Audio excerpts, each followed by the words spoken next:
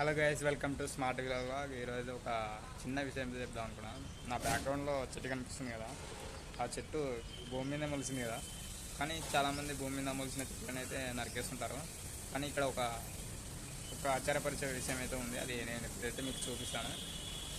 ఏదైనా బిల్డింగ్ కట్టాలనుకుంటే చెట్లను నరికేస్తుంటారు. ఇప్పుడు వాతావరణ పొల్యూషన్ దానివల్లనే అవుతుంది. కానీ ఇక్కడ ఒక డిఫరెంట్ అయితే ఉంది, అది ఇప్పుడు చూద్దాం.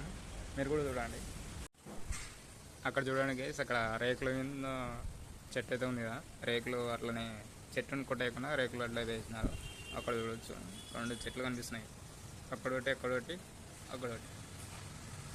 చూసారు కదా, మొత్తం 3 చెట్లు అయితే ఉన్నాయి. అవి ఇంకా బతికే ఉన్నాయి. అలా చెట్లను కొట్టేయకుండా మనలో ఎంతమంది ఉన్నారో కామెంట్ సెక్షన్లో అయితే కామెంట్ చేయండి. చూసారు కదా ఫ్రెండ్స్, అక్కడ చెట్లు అయితే చంపేయకుండా అట్లనే బతికిస్తున్నారంటే చాలా గొప్ప వాళ్ళని చెప్పవచ్చు. ఈ రోజుల్లో కూడా చెట్లను నరకకుండా అట్లా బతికేయడం అంటే పెద్ద విషయమే. మనలో కూడా చాలామంది అట్లా చేస్తే పర్యావరణం చాలా కాపాడిన వాళ్ళం ఉంటాం. సో ఈ ఛానల్ని సబ్స్క్రైబ్ చేసుకోండి, షేర్ చేయండి, లైక్ చేయండి.